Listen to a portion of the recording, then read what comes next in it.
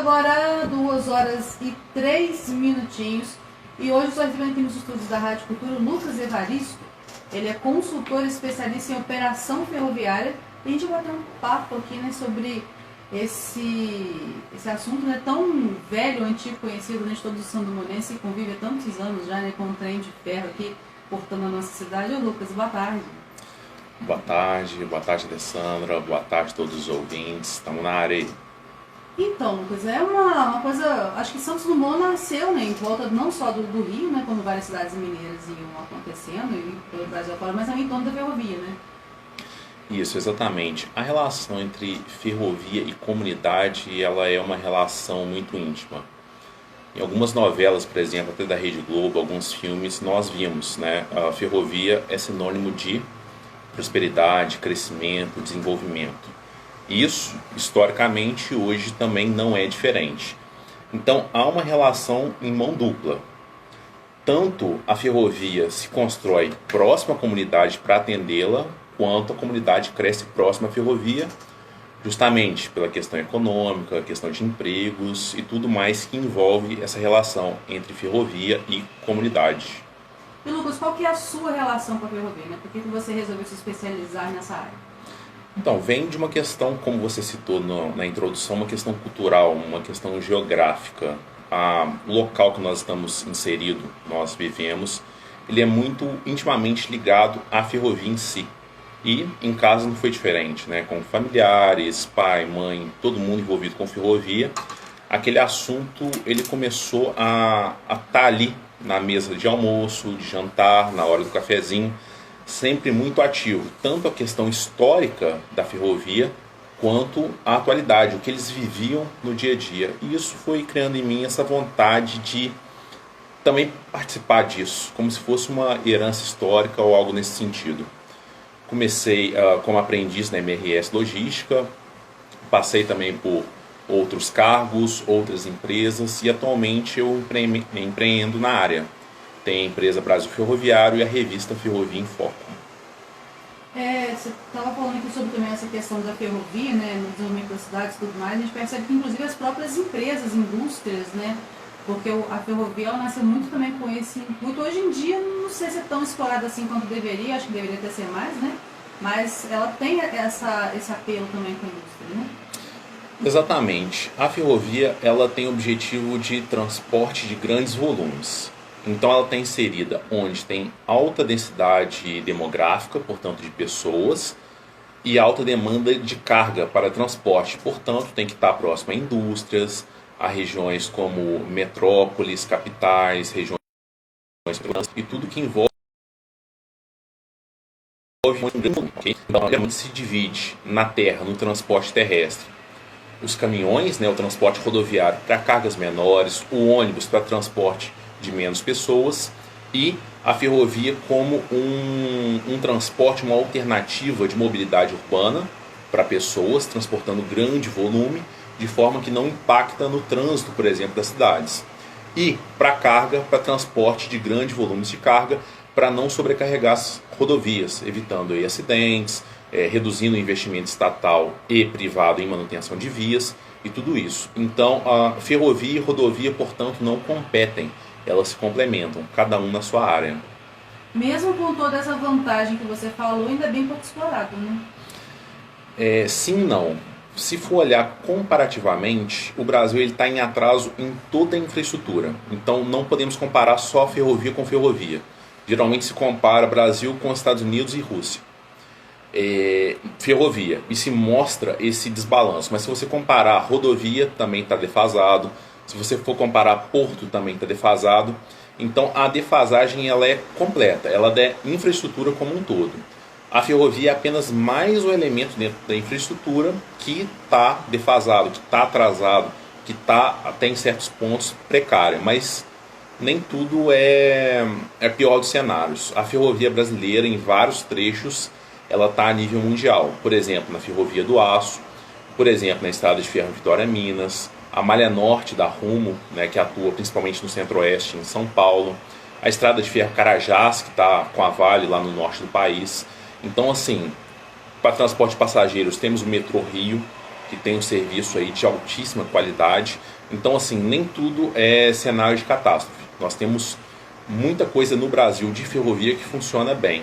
Infelizmente, muito do que tínhamos foi sucateado. Por quê? Começou errado. Se começa errado, infelizmente, para recuperar o que foi mal planejado, acontece dessa forma mesmo. Deixa eu citar um exemplo aqui para quem está nos ouvindo nesse momento, para entender um pouquinho. Você tem uma frota de ônibus, por exemplo. Você coloca a frota de ônibus para rodar em um determinado trecho. Se não houver passageiro suficiente naquele trecho, o que se faz? Se formata uma nova rota para aquela frota. E isso basicamente não tem custo algum para o dono da empresa de ônibus ou de outra forma de transporte rodoviário. Enfim, outras alternativas aí. Para a ferrovia é diferente, porque a ferrovia tem o custo de implantação da via permanente, a linha de trem de fato. E para remanejar essa linha, ela não é financeiramente viável. É melhor abandonar o que tem e construir uma nova dentro do novo padrão e dentro da nova necessidade. O Brasil, né, ele fez há quase 30 anos atrás essa questão da concessão. Você acha que isso foi bom ou foi ruim para a ferrovia como um todo? Foi ótimo, foi uma das melhores coisas que poderia ter ocorrido dentro do Brasil, passar da iniciativa pública para a iniciativa privada. O fim da rede ferroviária federal foi a melhor coisa que poderia ter acontecido para a ferrovia. Muitas pessoas, inclusive alguns familiares, ficam chateados quando eu falo isso. Ferroviários antigos não vão gostar de ouvir isso. Não vão, de forma nenhuma. Porque há um sentimento de amor por aquela empresa. O pessoal da rede ferroviária amava muito o que fazia. Não é diferente de algumas empresas de hoje em dia, mas na época tinha esse saudosismo, esse amor por aquilo. Mas a rede ferroviária federal, em vários trechos, era extremamente deficitária. Tanto é que, onde era deficitário, quando passou para a iniciativa privada, se sucateou. Por quê? Justamente por não dar lucro. Na empresa privada, não deu lucro, corta. Isso é o padrão. E por isso que temos muitos trechos abandonados no Brasil. Nós estamos iniciando um novo momento da ferrovia no Brasil, que estamos recuperando, principalmente com o trem turístico. Temos aí o pessoal da BPF, da Amigos do Trem, né? Inclusive um abraço para a Cíntia, que é sobrinho do saudoso Paulo, aí, que muito fez, né? Aqui eles estão na gestão dos carros de passageiros do restaurante no trem. Eles atuam também na região lá do trem Minas-Rio, Rio-Minas. Então, assim, está havendo um resgate em direção a isso. E sobre o novo marco legal ferroviário, o que você tem a dizer? O novo marco legal ele foi uma necessidade do país durante um período muito longo. Desde 1940, o governo possuía o monopólio de construção de ferrovia, algo que não faz sentido algum. Portanto, se eu fosse um empresário e quisesse construir ferrovia, eu não poderia, porque somente caberia ao governo fazer isso. E a partir do novo marco legal, que surgiu da PLS 261 de 2018, depois veio a MP 1065 de 2021, para trazer esse resgate e permitir também com que a iniciativa privada construísse ferrovias, porque não faz sentido nenhum isso. Então, atualmente, iniciativa pública e privada podem construir ferrovia no Brasil, e isso gerou uma expectativa muito grande no mercado no final do ano passado e em 2021 também. Mas essa troca de governo e algumas declarações do novo ministro, agora ministro Renan, trouxeram um pouco de apreensão, porque a expectativa estava muito grande e as novas declarações dele assim, não mudaria grandes coisas dentro do marco, mas trouxe um pouco de apreensão. Se algo estava dando muito certo, estava com uma expectativa muito boa, trocar talvez não seria o melhor dos cenários. Mas mesmo assim se mantém uma perspectiva positiva. E dentro dessa questão também da ferrovia, das construções que você citou, você acha que o Brasil... Sobre o escoamento da soja lá do centro-oeste e do oeste de São Paulo. Porque a produção ela aumenta num ritmo e a vazão de carga via ferrovia e via rodovia dessa soja ela não tem atendido de forma saudável a essa nova demanda. Então, em algum momento, vai haver muita demanda por transporte e pouco trem. Mas estão surgindo alternativas, né, as short lines e outras possibilidades para sanar essa necessidade de maior demanda, né, de aumento de demanda de carga por ferrovia.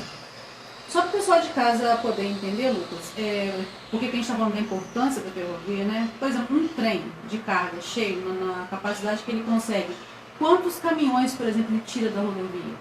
Varia muito devido à quantidade de vagões que vão estar nesse determinado trem, mas aí pode variar bastante, de 200 caminhões até 1.000 caminhões, dependendo do tamanho desse trem, por exemplo. Foi testado em Carajás um trem aí com quase 700 vagões. Então, se você fizer essa conversão, a diferença fica muito grande. Mas ressalto, a ferrovia não compete com a rodovia. A ferrovia não compete com a rodovia. Eles são complementares. Para isso existe, por exemplo, o transbordo, né? Os terminais intermodais de transbordo, que faz o quê? Passa do caminhão para o trem, do trem para o caminhão, dependendo da necessidade. Via de regra, como que se divide isso? Como que eu sei que eu vou transportar uma carga ou por trem ou por caminhão? O primeiro ponto é saber as características dessa carga, é o mais importante. A carga commodity, ela se enquadra muito bem para a ferrovia, portanto, minério, soja e os minerais em geral. E faz-se o cálculo da lógica dos 400 km. Acima de 400 km no transporte do ponto A ao ponto B, via de regra se prefere ferrovia, abaixo rodovia. Quando eu falo até dessa questão de caminhões que deixam de circular, né, não é nem uma questão de competição, pessoal de casa, não sei se eles entenderam isso, mas, por exemplo, né, a gente sabe que a ferrovia é muito mais segura, né? E a gente sabe também que se a gente tiver menos caminhões, por exemplo, nas rodovias, as rodovias passam a ser também um pouco mais seguras para pessoas que precisam utilizar a rodovia, que somos nós, né? Sim, exatamente. Quando você tira, por exemplo, um caminhão da estrada e passa essa carga para a ferrovia, vários pontos são a vantagem, logicamente, com esse estudo prévio, de característica de carga, de distância desse transporte. Mas um dos pontos a ferrovia ela é mais ecologicamente viável, tá? Então tem a questão ecológica envolvida, a questão de segurança, como citado, de fato, a questão de custo de manutenção do asfalto, da infraestrutura da rodovia, quantidade de trabalhadores também. Então há uma redução do custo logístico. Lembrando, não é simplesmente para pôr dinheiro no bolso do patrão, para pôr dinheiro no bolso do governo. Isso impacta no valor final do produto que vai chegar na casa do consumidor. Então, se você tem um transporte mais barato, o seu produto vai chegar na sua mão mais barato, porque o custo logístico vai ser reduzido. Ou seja, todo mundo sai ganhando. Todo mundo sai ganhando, em tese sim, tá? Você comentou sobre a malha ferroviária da Rússia, né? Dos Estados Unidos a gente sabe que é imensa e tal, da Rússia eu não tenho muito conhecimento assim. Isso impacta, por exemplo, até nessa questão que ultimamente está acontecendo com a guerra na Ucrânia?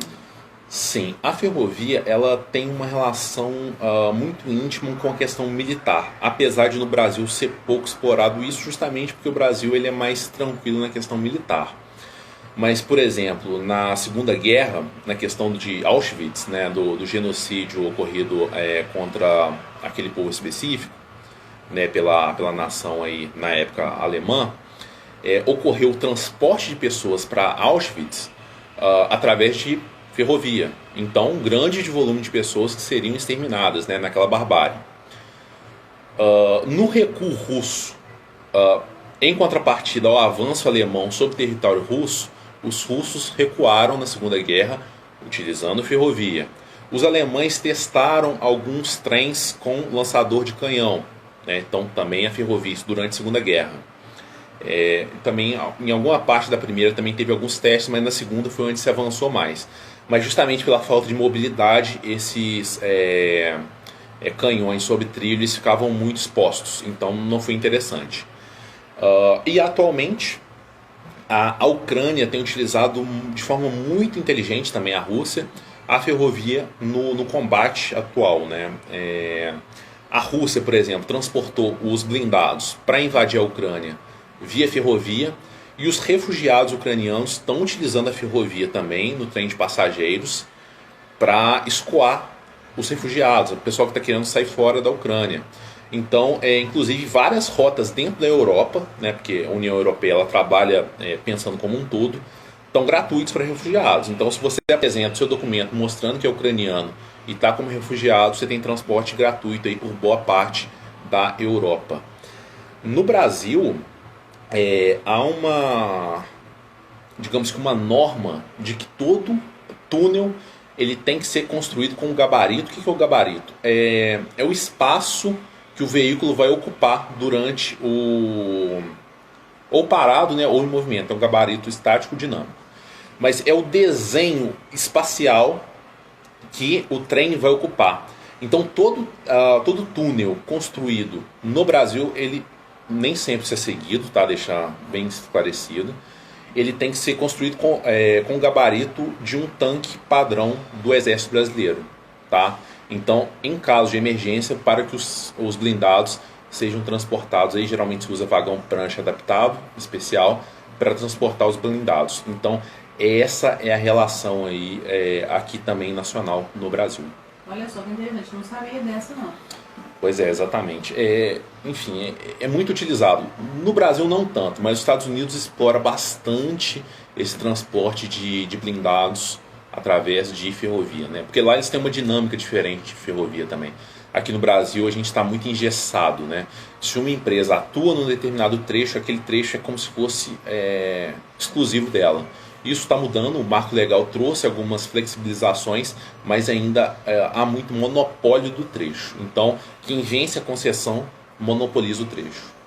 Sobre essa questão de túnel, né, que nem você colocou, eu acho que deve ser uma engenharia imensa, né, para conseguir fazer um túnel, porque você escava ali numa montanha, né, bem abaixo, quase na base da montanha.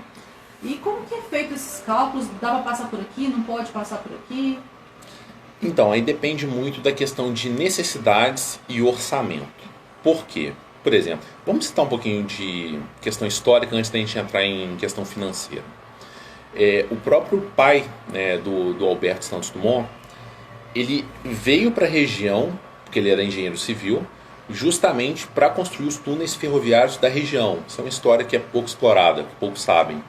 Então, ele se direcionou para a cidade de Santos Dumont justamente para essa questão, e aí trouxe a família, e aí fundaram, né, a fazenda, que tinha a questão agrícola e outras coisas envolvidas, né, agropecuária, mas o motivo dele ser trazido para essa região foi justamente ele apoiar na construção dos túneis da região.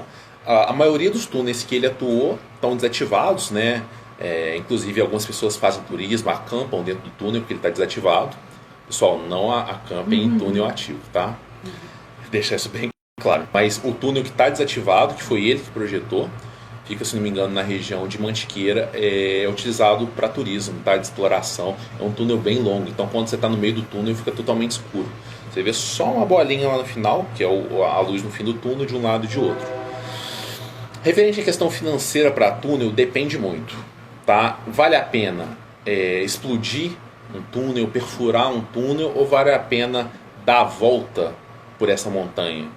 Então são cálculos que são feitos na fase de projeto de uma rota. Então isso tudo depende muito, justamente entrando na questão da comunidade local. Exemplo, você tem que usar dinamite para abrir um túnel. Lá em São Paulo, quem não se lembra, a construção de uma das linhas do metrô, houve o afundamento de uma rodovia lá. Isso é o quê? É transtorno para a comunidade, é transtorno para a cidade, né? Foi inclusive explorado muito durante a época eleitoral aí. Então, assim, são pontos que tem que ser visto na fase de projeto, tá? Se vai ser mais viável construir o túnel ou dar a volta nesse túnel, estendendo, ganhando em extensão essa ferrovia. Nessa questão de viabilidade que você fala, eu sei que existe um projeto antigo, eu não sei se é na cabeça das pessoas, se já está no papel, não sei, mas eu sempre ouvi falar que existia a possibilidade de tirar a linha do centro, né, de Santos Dumont, caindo ali perto da entrada da cidade ali, já desembocando no bairro de Santo Antônio. Sim. Esse projeto existe? Se existe, ele é viável? existe o projeto, ele foi apresentado em 2013, é um projeto aí do, se não me engano, do deputado Luiz Fernando. Foi direcionada uma verba, se não me falha a memória, de 450 milhões para fazer essa transposição, mas está tudo parado atualmente porque aparentemente não faz muito sentido para as questões logísticas, tá? Seria muito bom para a cidade, qualquer cidade, não ter, né, interrupção de passagem em nível dentro dela, reduz atropelamento, tira um pouquinho da, digamos que, a coragem das pessoas em praticar um autoextermínio. Então há vários ganhos, mas justamente vem aquela questão: a cidade cresceu ao longo da ferrovia, a ferrovia se construiu ao longo da cidade. Então, assim, por que tirar a ferrovia daqui? Será que vale a pena um investimento tão grande visto a esses benefícios? Aparentemente não ficou tão viável, então por enquanto está tudo em relação a isso, tá? Alguns lugares aqui na cidade, por exemplo, a questão da ferrovia nem atrapalha tanto, assim, não atrapalha mais, por exemplo, a agência de pedestre, né? Passou trem, fecha trânsito, as pessoas também não passam. Sim, Qual seria uma solução? Talvez, igual o Juiz de Fora tem muito, naquela passarela que vai por cima, ou construir uma passagem subterrânea como tem na Vila ou no Bairro da Glória? Então, aí entra muito a questão da questão da comunidade pressionar para que isso ocorra, e também um pouquinho de vontade política, né? Porque sempre quando tem, por exemplo, época de renovação de concessão, as prefeituras, as associações ganham muita força, porque eles geram um contraponto com a empresa durante a renovação da concessão. Infelizmente, se não for apresentado um projeto viável por parte da comunidade e por parte dos representantes políticos, a coisa não acontece. Mas ressaltando que a empresa local ela tem um cuidado especial com as passagens em nível, né? Por exemplo, na passagem citada, nós tivemos o exemplo aí de um dos funcionários que salvou uma vida recentemente de uma pessoa que... Uma cena de filme incrível, né? O nome profissional é Elias, então parabéns, aquela foi uma coisa assim incrível mesmo. Mas apesar, além disso, a empresa sim tem nas passagens em nível. Em Juiz de Fora, essa questão é mais latente, né? Nós temos ouvintes aí também de Juiz de Fora na rádio, né? Essa questão é mais latente. Por quê? Juiz de Fora, por anos e anos, foi o trecho com o maior número de atropelamentos, com morte e atropelamentos, né? Portanto, um acidente. Portanto, lá a coisa anda um pouquinho mais avançada em relação ao cuidado com passagem em nível. Mas se não partir também da comunidade local, a coisa não ocorre. Exemplo, estava conversando recentemente com um tio, que é residente do bairro Benfica, na cidade de Juiz de Fora, e ele estava reclamando muito da sujeira ao redor da linha de trem, né? Aí eu tive que explicar para ele: olha, quem joga sujeira é a comunidade local, não é a ferrovia. A ferrovia limpa, a comunidade suja. Então, assim, essa relação comunidade-empresa, ela tem que ser cada vez mais próxima para ganhar conscientização em relação à comunidade sobre as questões de limpeza do local, tá? Também, por exemplo, no Rio, né, eu tenho um padrinho que trabalha lá no metrô Rio. Lá é complicado as coisas, porque a violência é muito grande. Então, por exemplo, às vezes chega o traficante, pula a catraca, passa pelo mezanino, o time de funcionários da ferrovia local, seja o Supervia ou seja o metrô Rio, fica meio sem ter o que fazer, porque é refém da ofensa de alguns moradores de algumas comunidades, não são todas, tá? Mas de algumas comunidades específicas. Então gera essa questão. Então essa questão ferrovia-comunidade tem que ser vista com mais carinho por ambas as partes. Também não vou tirar totalmente a necessidade das empresas de investir mais em relacionamento, de se aproximar mais da comunidade. Mas a comunidade e também os órgãos públicos têm que fazer o seu papel. No Rio tivemos casos de trem, né? Se não me engano foi em 2021. trem sequestrado por traficante. O cara tomou o comando de um trem de manutenção, se não me engano, da Supervia, no Rio de Janeiro. Nós temos venda de droga dentro de trem. Não vou falar que é no Rio de Janeiro, porque não quero expor nenhuma empresa. Mas venda de droga com banqueta e droga em cima da banqueta dentro do trem, dentro do vagão do trem de passageiros. Pagode, churrasco dentro do trem. Então, assim, foge do controle da empresa. É uma questão de segurança pública. Questão social e de segurança pública. Foge do controle. Por mais que a empresa trabalhe, infelizmente não tem muito o que ser feito. Com certeza.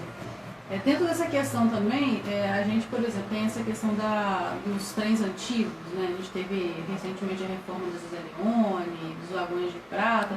Muita gente fala assim que não, que bobagem reformar, que é sucata, tinha mais o que jogar fora, mas tem o valor histórico, tem o apelo, né? O que você acha disso? É extremamente necessário manter a história da ferrovia, porque faz parte da história da cidade, da história do estado, da história do país e da história do mundo inteiro, né? No mundo inteiro se preserva a ferrovia, se preserva o trem. Lógico que é muito custoso, é muito caro manter isso. Tanto é que às vezes a Leone, assim, não quero atacar nem prefeitura, nem nenhum tipo de associação, mas basicamente você olha e você vê que ela não está no estado tão legal de preservação, pode ser melhor, mas isso é muito custoso. E são poucos profissionais que sabem fazer isso. Recentemente eu fui contratado para uma consultoria para ajudar na restauração de um trem. E assim, é muito difícil achar. Achei 3, 4 pessoas que fazem no Brasil todo. E um custo altíssimo. É um custo assim, absurdo. Não estou querendo colocar preço no trabalho de ninguém. Mas de acordo com o orçamento, por exemplo, de uma prefeitura, não se encaixa muito é uma verba deste tamanho. Mas é extremamente necessário manter e preservar, né? Nós tivemos aí grandes maquinistas dentro de Santos Dumont que operaram as Zeleone, tá? E então é memória da cidade. E a gente teve, inclusive, foi até matéria de jornal, acho que a nível nacional, há um tempo atrás, até os próprios vagões também que estavam parados ali na área que hoje funciona o Instituto Federal, né, que pertencia à rede ferroviária, né? Na verdade, a maioria desses vagões eles ficam sob posse do DENIT, portanto, sob posse do governo federal. Uma associação, né, do estado de São Paulo solicitou junto ao DENIT a posse desse material rodante, né, dos vagões, que a gente chama, o termo técnico é material rodante, tá? Na verdade são carros, né, carros de passageiros, e conseguiu. Então foi levado. Muita gente ficou triste, porque saiu um trem que estava aqui em Santos Dumont, que rodou em Santos Dumont, que pertence à cidade, para estar em São Paulo. E aí, assim, eu conversei com uma pessoa dessa associação e ela me deu um argumento que eu não pude refutar. Melhor aqui em São Paulo, novinho, rodando, servindo as pessoas, do que em Santos Dumont, sendo destruída pelo tempo, sendo utilizado para roubo, sendo utilizado para... roubo não, né? Furto. Roubo também, né? Teve alguns casos de remoção de peças com pessoas armadas. Melhor estar aqui preservado, bonito, mantendo a memória, do que em Santos Dumont sendo destruído pelo tempo e pelos criminosos, digamos assim. Dentro dessa questão da ferrovia, né, quando a gente fala, por exemplo, mercado de trabalho, as pessoas pensam logo no maquinista, né? Não, só tem campo para maquinista. Não é bem assim, né? Não é.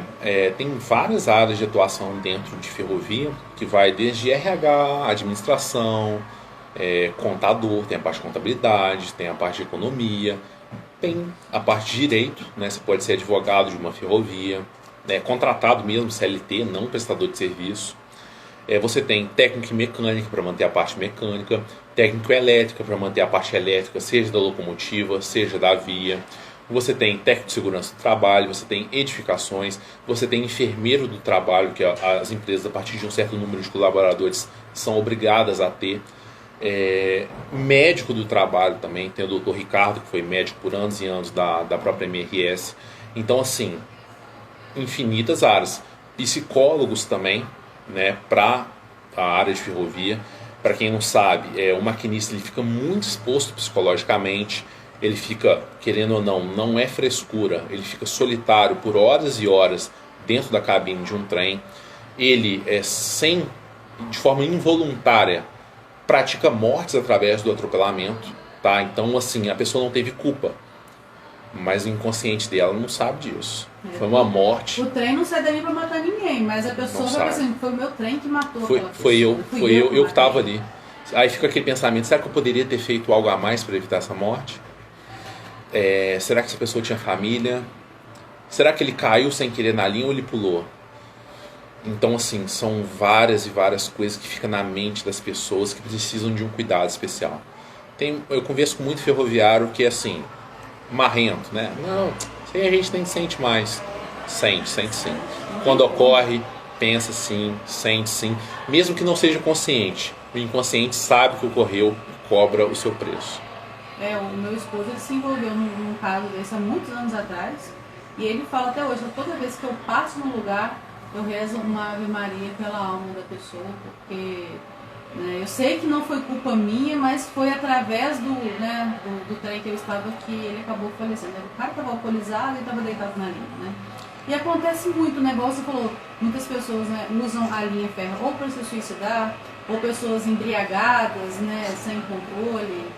E nem sempre, tá? Tem alguns criminosos que, por exemplo, desmaiam uma pessoa com pancada na cabeça e jogam em cima da linha de trem para parecer que foi um suicídio. Mas na verdade foi um assassinato ali que ficou mascarado. Então, assim, nem sempre a pessoa quer se matar, não, que tá ali, não. Às vezes ocorreu, tropeçou, por exemplo, o tio já morreu também. Eu tinha um tio que ele ficou com a perna presa em um AMV. Para quem sabe, AMV é aparelho de mudança de via, que é um trilho que ele fica móvel. Parte dele fica móvel para direcionar o trem para uma linha ou outra. No movimento desse trilho, prendeu a perna dele e ele teve que ligar para a empresa, sorte que deu tempo de fazer o movimento contrário e tirar a perna dele dali. Mas a perna dele ficou presa, isso, logicamente não é recente, foi na década de 60, 70, mas ocorreu esse fato. E só o fato também do maquinista estar sozinho, como você citou, na cabine. Antigamente, meu pai, ferroviário, eu lembro que tinha um maquinista e o auxiliar, que viajavam juntos. Hoje é só maquinista sozinho. Se de repente der, sei lá, um infarto, algum problema de saúde, o cara tá sozinho, né? Sim. Tem alguns elementos, né? Por exemplo, o alertor, o vulgo homem morto, que ajuda no caso de um mal súbito, um desmaio, algo desse sentido. Porém, citando essa parte aí de emprego, é bacana pensar, né? Um trem já chegou a ter 12 pessoas. 12 pessoas? 12 pessoas. Atualmente é um. E acredito que no futuro será nenhum. Eu acho que está caminhando. Está caminhando para isso. A parte de informatização da cabine, o trem agora freia sozinho, se for necessário, né? Faz, né? Tem uns sistemas aí, por exemplo, o próprio CBTC, né? PTC, alguns sistemas de automação que estão bem avançados. Ainda não é uma realidade, trens autônomos, eles são semi-autônomos, que é chamado, mas acredito que num futuro não tão distante a gente vai estar com essa realidade de trens totalmente autônomos. Nós temos trens autônomos em algumas áreas, que são as chamadas ZAS, ZAS, que é Zona de Autossalvamento. São regiões muito perigosas que têm risco de queda de barragem, por exemplo, que ocorreu em Brumadinho, etc. Então, nesses trechos, o trem já é automático. Só que é uma automação ainda bem precária e é uma área que não tem muita densidade de morador, densidade demográfica. Então, por exemplo, para colocar em uma cidade ainda é algo que não faz parte da nossa realidade, mas acredito que num futuro não tão distante será. Porque a tecnologia ela tem que avançar bastante para atender as intercorrências, né? Porque o computador ele vai no básico. Aqui diminui a velocidade, aqui aumenta e tal, mas e no incidência de alguém tá passando em frente ou aconteceu alguma outra coisa, né? Exatamente. Existem alguns metrôs que já são totalmente automatizados, mas os metrôs ficam dentro de um ambiente controlado, eles ficam dentro do túnel. Então ali não tem risco de entrar um animal, passar um carro, passar um caminhão, pular uma pessoa. Então assim, é um ambiente controlado. Dentro de ambiente controlado é mais fácil automatizar. Dentro de um ambiente exposto, como é uma ferrovia de carga, ainda não é uma realidade.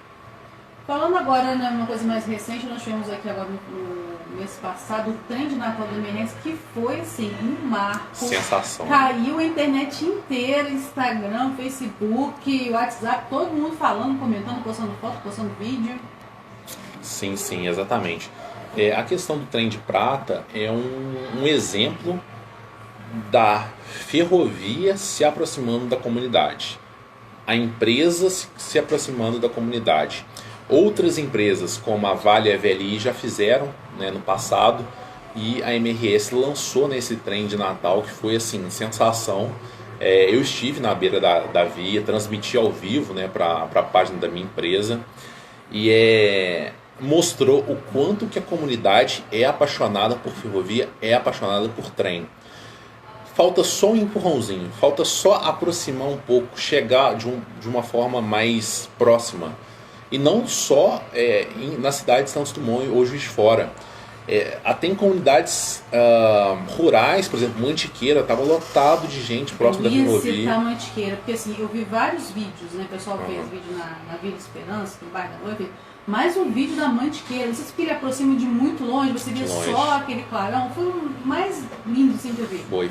Na PN da estação ferroviária, né, ali do lado da Zezé Leone, estava lotado, estava parecendo assim, bloco de carnaval de tanta gente que estava ali filmando. Pessoal de alguns órgãos de comunicação estavam lá também transmitindo, não sei se a rádio estava lá, acredito que não, mas tinha alguns órgãos lá transmitindo, pessoas, né, eu que tenho também um veículo de comunicação, estava transmitindo, e as pessoas gostaram muito, né, teve assim um atrasozinho, mas esse atraso é para as pessoas aprenderem como que é a ferrovia. Ocorre 1 milhão de questões de atraso, apesar de a gente ter a questão do trem inglês, né, que é o trem que nunca atrasa. Mas foi uma sensação, e tomara que ocorra mais vezes, tomara que tenham outras ações que aproximem a ferrovia da comunidade, para a comunidade voltar a se apaixonar por ferrovia. Você está falando da comunidade se apaixonar por ferrovia, a Maria Helena lá da Vila, ela mandou aqui assim: Alessandra, falar de ferrovia dá muita saudade. Meu pai era maquinista, né, desde que tinha Maria Fumaça. Ele era apaixonado pelo que fazia. Já viajei muito de trem, Santos Dumont, para São Paulo, no trem baiano, como era bom. Que saudades, Maria Helena falando aqui também. Bacana, você deu esse gancho aí. Tem um pessoal que está aqui na minha transmissão também que gostaria de mandar um abraço. O Vitor Silva, do Portal dos Trilhos, está acompanhando a gente aqui. O Gabriel, filho do Alexandre também, colega não ferrovia, está acompanhando a gente aqui também. O Otávio está com a gente. Os meus alunos estão aqui também, né? Então o Dandim, que ele está aqui, o Nádio, que é da Bahia, está aqui com a gente, e mandar um abraço para eles aí, meus alunos sempre presentes. O Matheus Trens está com a gente aqui também, então um abraço aí, pessoal, e demais, que a gente está no horário que o pessoal ainda está no trecho ainda, não está presente para assistir, mas um abraço para todos os meus alunos ali. Daqui a pouquinho também, né, vai ficar salvo aí no seu Insta, e eu também vou subir no podcast lá da rádio. A gente pode disponibilizar para quem não pôde acompanhar ao vivo, né, depois ouve a nossa entrevista. Só o meu pessoal ver, o podcast da rádio fica em qual local? É só ir lá no Spotify. E digitar Rádio Cultura Santos Dumont. Ou então entra no site da rádio, tem link no www.radioculturasd.com.br. Show de bola. Ô Lucas, eu queria agradecer demais aqui, né, a sua participação. Mas a gente repete aí futuramente, falando de mais alguns assuntos específicos. Eu sei que a ferrovia, assim, é vastíssima. Se a gente fosse falar de tudo, ia ficar o programa inteiro e a gente ia conseguir falar tudo, né? Sim, a gente brinca, né, entre os colegas ferroviários, que ferrovia é um assunto sem fim. Você senta para falar sobre, passa a hora, vai de madrugada, vira a hora e não acaba o assunto. Agradecer muito o convite, agradecer a você, a rádio, ao pessoal que me atendeu muito bem, fui muito bem recepcionado aqui. Espero voltar mais vezes e convido o pessoal também para acompanhar a minha empresa nas redes sociais. Então, em todas as redes, Instagram, Facebook, YouTube, qualquer local, Brasil Ferroviário e Revista Ferrovia em Foco. E para me achar meu perfil pessoal é Lucas Evaristo _BF, também em qualquer rede social. Segue a gente lá, nós temos cursos de formação online para a área, tem alguns alunos também aqui da cidade de Santos Dumont, a maioria é de fora, mas tem alguns daqui de Santos Dumont, alguns que atuam também junto à ferrovia local, que é a MRS Logística. Também mandar um abraço para os amigos ferroviários da MRS Logística, um abraço para os colegas de turma que atuaram comigo também junto na MRS Logística, e para, em geral, todos os alunos, seguidores e parceiros de consultoria. Tá, então, mais uma vez, obrigado pela sua participação. Obrigado, pessoal. Boa tarde. Até mais. Boa tarde. Muito bom. Acho que a gente falou sobre tudo.